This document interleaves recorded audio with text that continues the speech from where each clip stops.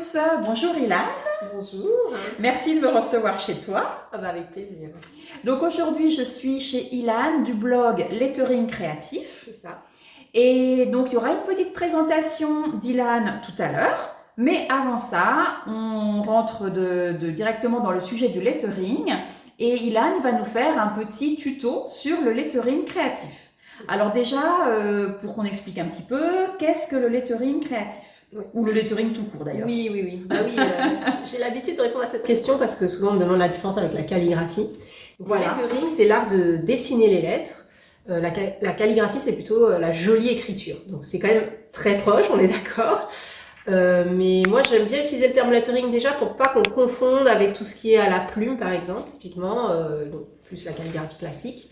Et puis, il faut savoir que j'ai aussi été formée plutôt par des anglo-saxons, là d'où vient le lettering, tout simplement. D'accord, ok, ça vient ça vient En fait, ça vient des peintres en lettres, plutôt D'accord. du coup, aux États-Unis, où ils faisaient les devantures de vitrines à la main, tout était fait à la main. Eh Et oui. c'est un métier qui revient, d'ailleurs.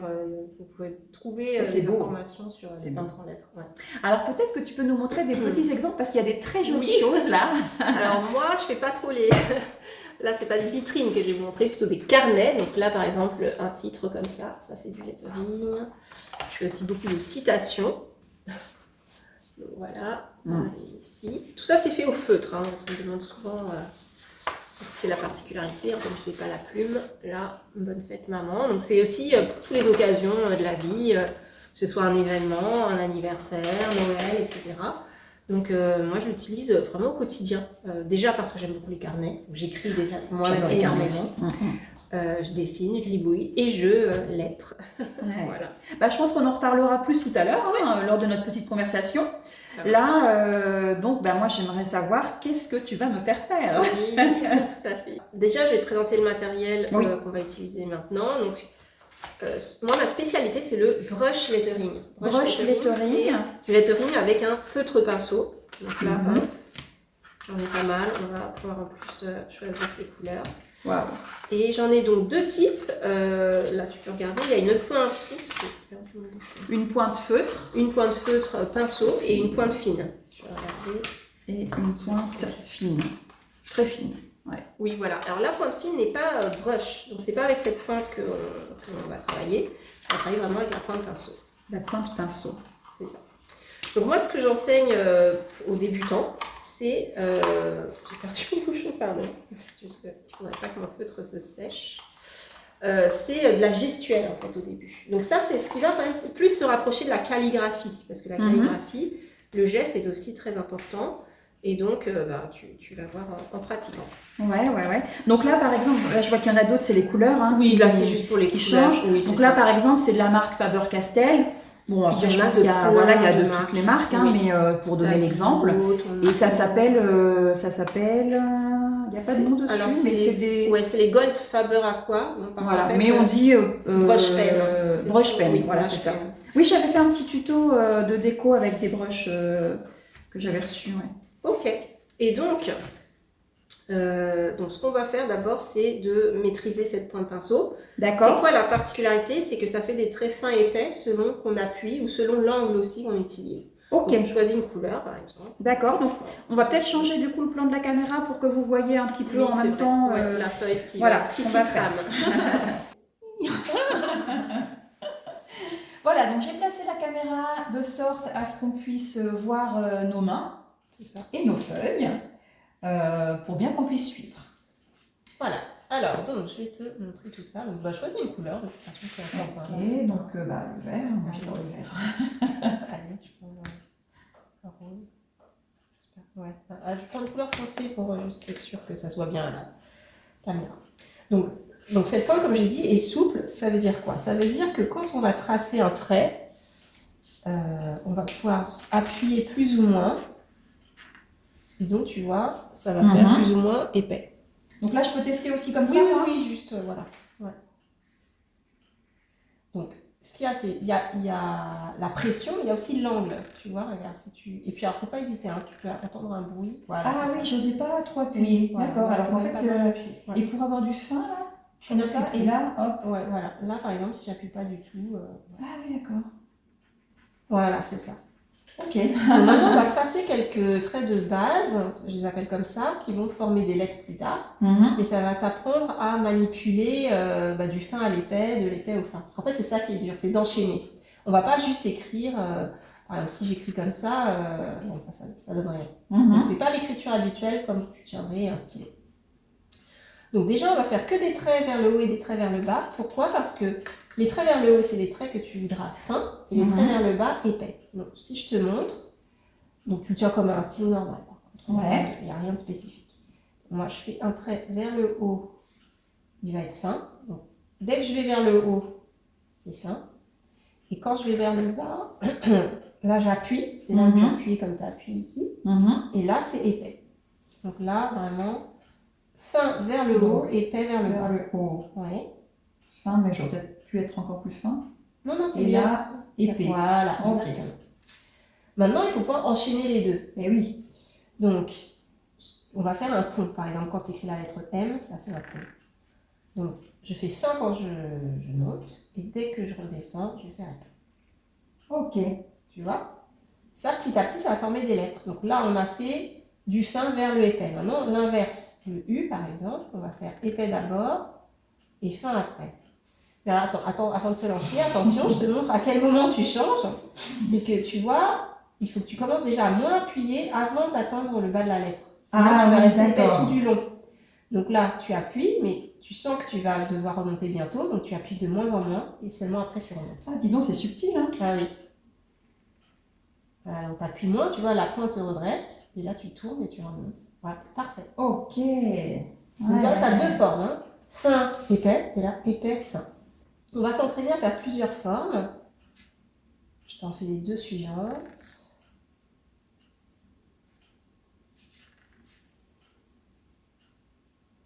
Donc, encore une fois, ce qui est important, c'est les transitions. Donc, quand tu sens que tu vas devoir changer d'épaisseur, là, tu vas appuyer de plus en plus quand tu descends, et là, de moins en moins, parce que tu sais que tu vas remonter. Il faut y aller progressivement, quoi. Progressivement, ouais.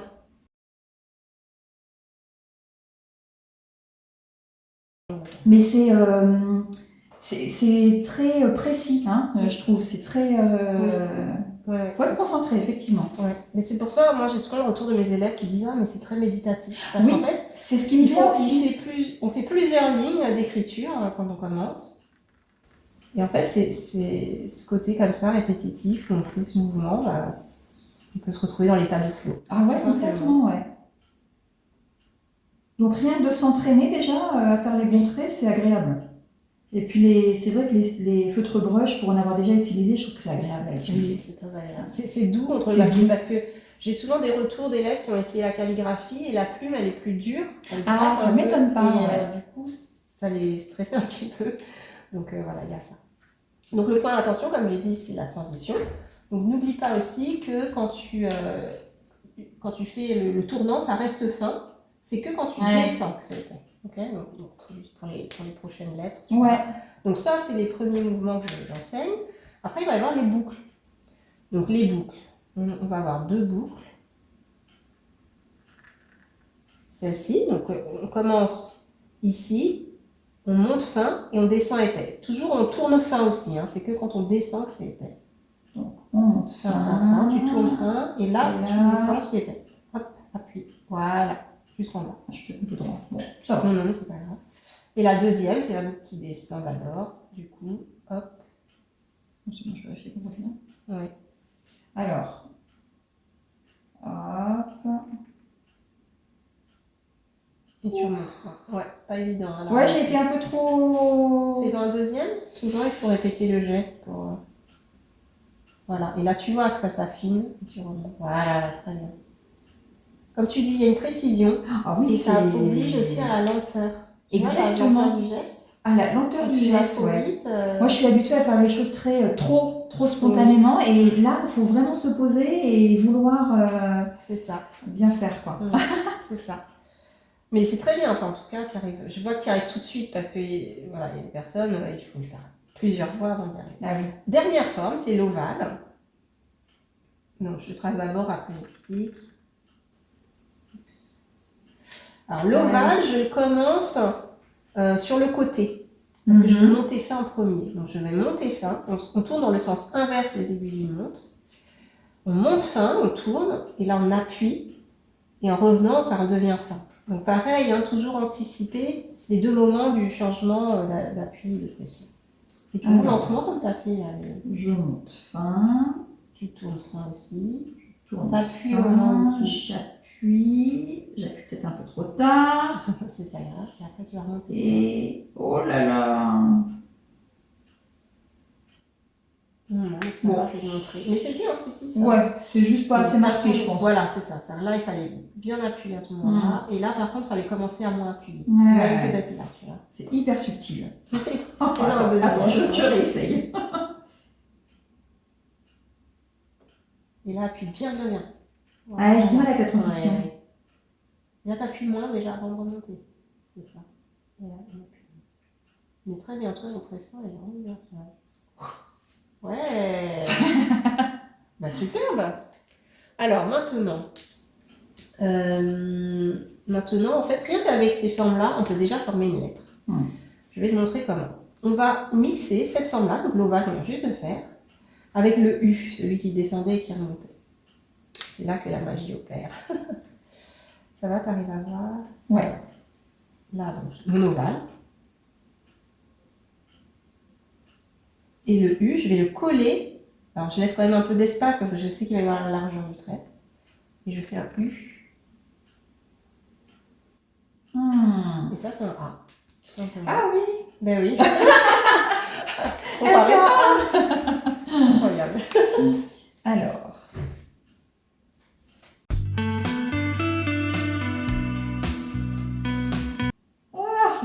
Bon, c'est à peu près... Non, mais c'est franchement pas mal du tout. Hein. C'est les remontées, en fait. Ouais. Donc, qu'est-ce qui se passe? C'est qu'il faut vraiment anticiper. Il faut que tu dises à ta main, attention, je remonte bientôt. Donc, ne pas attendre la fin et commencer, en fait, à moins appuyer dès ici, en fait. C'est pareil ici. Ce que je dis, c'est vraiment s'entraîner sur cette forme-là. Là, ah oui, ouais. Parce qu'on va tout le temps le faire. On va tout le temps remonter. Parce que quand on écrit, je vous mime le mouvement d'écriture, mais en fait, on écrit comme ça. On attaché. Ouais. Donc cette remontée est importante parce que si t'appuies trop, par exemple là, je vais serrer mon poing par exemple. T'es là, et puis là, t'as pas desserré, il faut moins appuyer. Donc tu vois, hop. Ouais. Il y a un peu ce mouvement comme ça, de j'appuie pas. D'où la lenteur, parce que si on écrit très vite, j'ai pas du tout eu le temps d'anticiper quand est-ce que j'appuie, quand est-ce que j'appuie pas. Le deuxième truc, parce que comme je vois que tu vois ton trait est vraiment moins large, c'est qu'il faut quand même tenir le feutre relativement à l'horizontale pour que tu aies toute la largeur de la pointe. Si tu le tiens trop comme ça et que tu appuies de toutes tes forces, ça va quand même rester. Voilà. Et là, t'appuies moins, t'appuies pas trop, et voilà, je remonte tranquille. Oui, d'accord. Ça va venir petit à petit, il n'y a vraiment aucun. Donc, mais voilà. je trouve qu'on n'est pas habitué à appuyer non plus sur nos crayons. Hein. Moi, j'ai comme une résistance parce que quand on appuie sur la plupart des feutres, on les abîme. Voilà, donc ça fonctionne pas pareil et j'ai une petite résistance là. Oui, je comprends. Donc, maintenant, ce que je vais expliquer, donc ça, après, il faut pouvoir faire tout l'alphabet. Mais ce qui est important, maintenant qu'on connaît cette fameuse règle, je monte, je descends, donc j'appuie moins, c'est qu'on va pouvoir s'en servir pour d'autres types de graphies. Alors maintenant, je vais prendre la pointe fine, donc cette pointe-là, elle écrit fin tout le temps. Hein. Donc là, pour le coup, faut pas appuyer. Donc, admettons, je vais le mettre de ce côté, on voit toujours la feuille, que je refais mon A, du coup, je peux pas le faire en appuyant, sans appuyer, donc je fais un A, on va dire normal. Sauf que maintenant, je connais cette lettre, je sais que je peux épaissir, en fait, aux deux endroits où je descendais en traçant. Donc je peux tout simplement doubler mon trait, ici.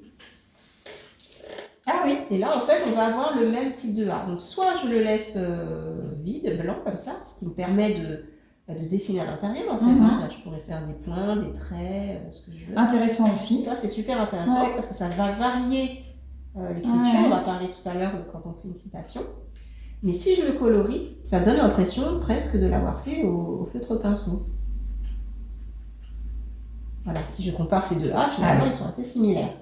Donc ça vous donne déjà une sorte de deuxième graphie possible. Alors, j'essaye. Je me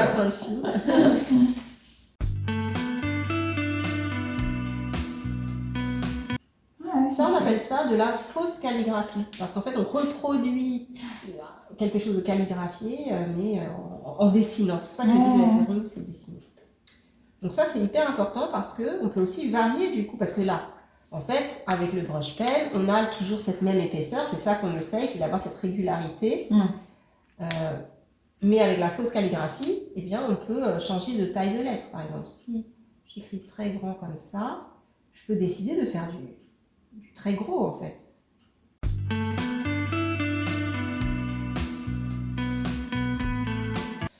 Sur la lettre A en capitale d'imprimerie, la règle est la même. Je monte, c'est fin. Je descends, c'est épais. Donc là, j'ai mon A en capitale d'imprimerie. Alors, je monte fin, je descends épais, et la petite barre, elle est fine. Elle est fine, ouais. Tout ce qui est horizontal. Tu vois, j'ai pas encore été assez épaisse, j'ai du mal à appuyer. Tu vois, ça fait vraiment... Mais je vois ce que ça rend, ouais. C'est là, pareil, on peut aussi dessiner.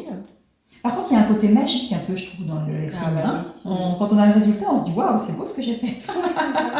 Et là, pareil, je peux faire des hachures, des pois, dessiner des fleurs. Enfin, on voit aussi beaucoup. Ouais, bon, c'est et tu vois voilà, mais tu vois tout ce que ça peut. Tu vois, tu peux changer de couleur, colorier des couleurs à l'intérieur. Tu peux faire de la peinture. Enfin, là, ça ouvre en quelque sorte un univers sur dessiner les lettres. Tout à fait. Maintenant. Que se passe-t-il si on fait une citation? Alors, voilà. Essayer ça. Ça, il va falloir on va se lancer. Changer. Vous voyez que sur les différentes citations que je vous ai montrées, on a des tailles de lettres différentes, des couleurs différentes. Là, il y a un dégradé. Là, il y a un peu de l'ombrage. Donc, après, on décore encore plus. Okay, donc, choisissez la citation que vous préférez. Et moi, je vous montre comment je raisonne.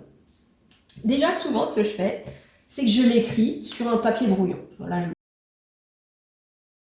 donc pourquoi je l'écris? On peut mettre un petit point d'exclamation, effectivement, ça rythme. Tu vois, c'est différent. Ou 3 petits points, peut-être, on verra. Bon. Oui, voilà, exactement. Ouais. Ça n'a pas le même sens, en fait. Ben non. Si j'écris, tu as complètement raison. En fait, là, on a l'impression de quelque chose un peu, je sais pas, joyeux, etc. C'est un peu trop, là, je rêve. Oui, c'est ça, on voudrait s'exclamer, parce que c'est un point d'exclamation. Ouais. Et chut, je rêve. Voilà, on est plus dans la douceur. On peut, voilà, comme on veut, vraiment, c'est dans votre intention. Et puisqu'on parle d'intention, la deuxième étape, moi, que je fais, c'est je choisis les mots qui sont importants dans la phrase. Est-ce que c'est chut, genre chut, genre comme ça, chut, je vais pas t'entendre, je rêve. Ou est-ce que c'est chut, je rêve, et c'est le mot rêve du coup qui est important. Ouais, c'est le mot rêve. Un peu comme ici, j'avais fait la vie est chouette, et puis ben, on voit bien que le mot chouette, je l'ai vraiment bien en valeur. Et là encore, il n'y a pas une bonne et une mauvaise réponse, c'est selon ce que vous voulez communiquer. Si c'est chut, genre je suis énervée, je veux pas que tu parles, etc., ça va être le chut qui oui, est trop gros. Ça pourrait. On pourrait faire chut, voilà, comme ça en très grand. Genre tais-toi. Je rêve. Je dis au hasard, hein, voilà, ça pourrait être une façon de faire. Ou chut, ben, normalement, plus petit. Et le jeu, c'est pareil, il n'est pas, voilà. Voilà. Ça donne encore une autre intention. On pourrait faire chut, donc c'est moi. Ah oui. Rêve. En gros, selon la graphie, vous avez 3 sens différents. Ouais, exactement. C'est marrant, hein, on peut tout de suite voir le sens de la phrase. Et puis, bah, va falloir choisir des couleurs. Donc, vous allez tout écrire d'une couleur, vous pouvez faire un dégradé de couleurs. Je vais partir sur ça, comme ça. La taille du mot est importante, j'imagine. Oui. Donc, la taille, la couleur, la typo, c'est-à-dire le choix du type de lettre. Donc, nous, on a dit, ce que je fais très souvent aussi, c'est que j'aime bien commencer par justement le mot le plus important, écrire le reste autour. Parce que souvent, on se dit, bah, j'écris chute, je rêve, je devrais faire quoi? Bah, par chute. Bah oui. Non, pas forcément. Ah oui. Voilà.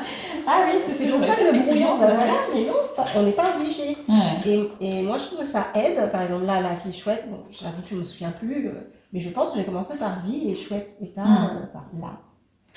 Ça m'aide aussi à placer les mots dans la page. Imaginons, je commence par là, mais je sais pas, je l'écris un peu au hasard et du coup, chouette, peut-être il va dépasser. Ouais, on peut vite se faire avoir. Voilà, on peut se faire avoir. Une seule façon. Non, mais c'est vrai que c'est intéressant d'imaginer faire autrement que quand on écrit un texte. Voilà, comme j'ai mis tout ça, je fais rêve. Donc je rappelle la règle, je monte, c'est fin, tu t'en souviens? Ouais. Et je descends, c'est épais. Donc, dès que je descends, c'est épais, et quand je remonte, c'est fin. Maintenant, il faut que j'écrive les lettres collées les unes aux autres. Donc, comme je vais faire un E ici, je fais attention de laisser de la place parce que l'épaisseur de mon trait va compter. Si je fais mon E trop près du R, en faisant l'épaisseur, je vais être trop près. C'est logique. Ouais. Donc, tu vois, je commence quand même un peu plus loin. Et là, j'appuie. Et tu vois, ça se rejoint par rapport à... Ah, j'ai fait trop fort. Ça se rejoint par rapport à la fin de mon R.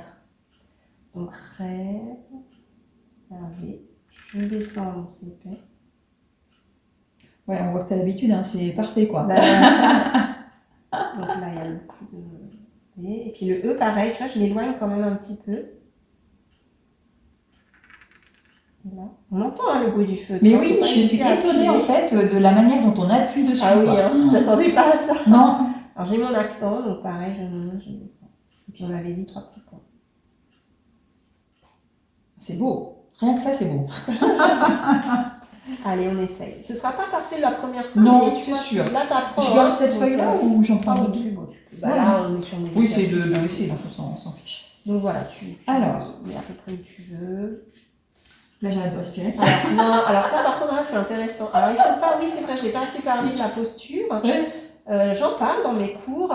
Essaye de ne pas croiser tes jambes, par exemple. Ah oui, tu vois, j'ai les jambes croisées, justement. Donc, ouais, en fait, on croise souvent les jambes, mais voilà. avec les pieds sur le sol, vous avez de l'appui, en fait, pour ne pas être déséquilibré. Tout à fait. Et puis, vous ferez moins mal à votre dos. Donc, il vous remerciera. Et donc, ne pas retenir sa respiration. Essayez de...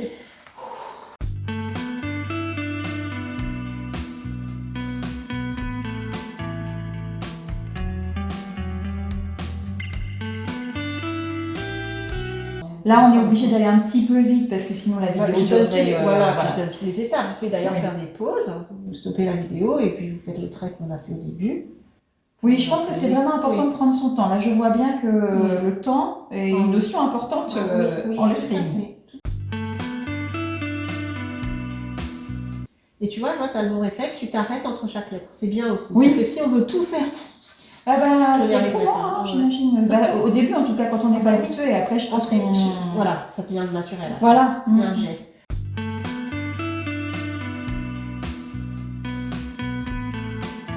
Ouais, je pense que j'ai un trait qui n'est pas assuré, tu vois, enfin, voilà, comme toi. Oui, je suis encore dans le bas, débutante, quoi. C'est ça. Dans le côté, effectivement, je me concentre, je fais attention. C'est ça.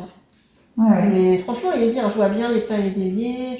Tu vois, ce trait comme le jeu, je peux l'écrire comme ça. Je l'écris où je veux, par exemple. Est-ce que je le centre plus par rapport à cet espace-là ou plus par rapport à cet espace-là? C'est un peu comme je veux.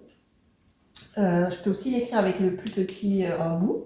Ici, par exemple, j'écris jeu. Sur jeu, on a une boucle qui descend. Donc déjà, le jeu, il peut être gêné par le chapeau là, du rêve. Donc on aurait pu écrire le jeu ici. Tu vois, pour remplir cet espace du blanc.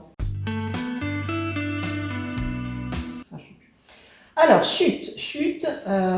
Donc c'est un mot court comme rêve. Il y a 4 lettres. Et on a, alors dans chute, il y a 2 choses. Il y a le H où on va avoir la lettre qui monte, et puis le T où on a aussi un truc qui monte. Bon, c'est juste pour dire, là, comme c'est le premier mot, qu'il n'y a rien au-dessus, on ne va pas cogner une lettre au-dessus.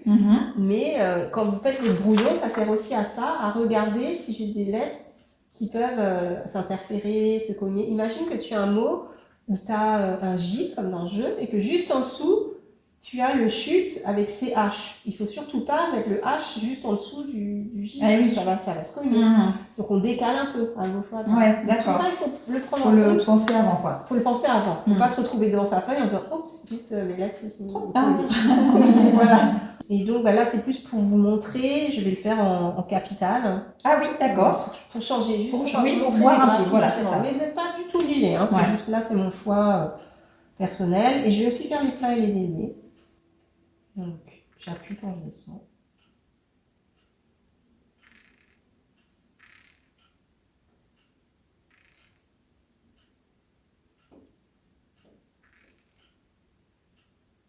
Je ne sais plus ce que je crois qu'il y a une virgule, donc je vais la mettre.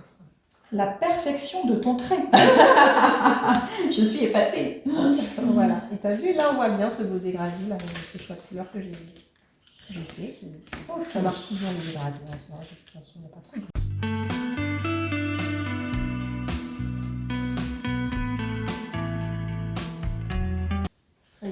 Voilà, Ouais, et ça c'est- fait, enfin, et Ouais, pareil, je trouve, ouais, quoi, ouais. ça fait très joli cette Ouais. couleur, tu vois, des Oui, fois on sait ouais, pas ouais, hein, ce que c'est ça va sympa. donner. Et ce que je fais parfois, c'est que je fais des petits rappels de couleurs. Par exemple, tu vois, là, ton bleu clair, donc moi ce serait mon marron moyen, enfin non, attends, c'est oui, c'est ça, c'est celui-ci, oui. Voilà, c'est juste pour décorer, hein, t'as la tête pas envie de faire, c'est comme tu veux, mais tu peux, je sais pas, je dis n'importe, tu peux faire une fleur, toi, chute du rêve, ça fait peut-être penser à un nuage, enfin, on peut aussi après agrémenter, juste histoire d'équilibrer. Là, bon, mes trois couleurs sont très proches, mais là, par exemple, toi, ton bleu, tu pourrais Oui. dire, ah, je mets juste vraiment un motif, un cœur, enfin, en bleu qui crée une petite touche de rappel. Qu'on met du coup n'importe Voilà, quoi. comme tu veux, hein, parce que... Alors qu'on met pas forcément n'importe où, c'est selon ta compo finale, là, Ouais. elle est assez équilibrée. Imaginons que Oui. tu as un gros trou quelque part, ça te donne envie d'aller le mettre Bah oui, ça donne dans envie cet de, espace. de combler Voilà, un peu par là. exemple, tu peux mettre un ce qui te vient, ça peut être Bah une oui, étoile, mais oh bon, là, on n'a pas trop réfléchi, hein, je veux bien, c'était vraiment là, Oui, c'est c'est spontané de aussi. l'improvisation, Oui. voilà, c'est Ouais, spontané, ouais, on s'est pas dit à l'avance de la vidéo, ah bah on va écrire ça, et puis alors ce sera cette taille, et puis cette couleur. Vraiment, je le fais comme je le fais moi, dans mon atelier, que j'ai besoin d'écrire une citation. Je pourrais faire un deuxième petit dessin, là, une petite Ouais, ligne, par tu vois, exemple. voilà. Si tu as un espace qui t'attire et que tu dis, ah bah oui, je veux rééquilibrer, et ben faut pas hésiter. Voilà, bah, très joli. Voilà. Tu vois, t'as ta compo. T'as plus qu'à tu veux une carte postale, tu vois, tu la coupes comme ça et ça te fait. Ouais, c'est ça. Ouais. C'est C'est sympa, intéressant. Hein. On imagine une plaque. Ouais, on imagine bien que ce soit dans un format, soit même un petit carré ou alors un. Ouais. Ouais, tout de suite, ça, une fois que c'est ça carré, calme, ça. ouais, on voit bien. C'est mignon comme tout. Ah bah écoute, tu vois, on avec des plans, des déliés, avec quand même une graphie, hein, c'était pas. Mais là, donc on parle de plein et de déliés, mais il y a d'autres façons de faire du lettering aussi. Ah bah oui, après, je te dis, lettering, c'est dessiner les lettres. Donc, tu peux vraiment ne faire que des capitales, que des... Faudrait que je vous trouve une graphie où il n'y ait pas de plein et déliés. J'imagine que c'est ce qu'on voit le plus. Les pleins et les déliés, peut-être, mais... Voilà. Ah oui, là, il n'y en a pas. Il n'y en a pas. Non, c'est juste des ombrages. Des ombrages, voilà, c'est ça. Là, c'est ce qu'on appelle les espaces négatifs. C'est-à-dire qu'au lieu d'écrire en noir sur blanc, c'est le blanc qui est écrit sur noir. Ouais, c'est chouette. Les lettres entremêlées aussi, voilà, là, je vois, c'est pas du tout des plats déliés. Là, tu vois, c'est des lettres avec des facettes. Ouais, le relief un peu... Donc, non, vraiment, tout est possible.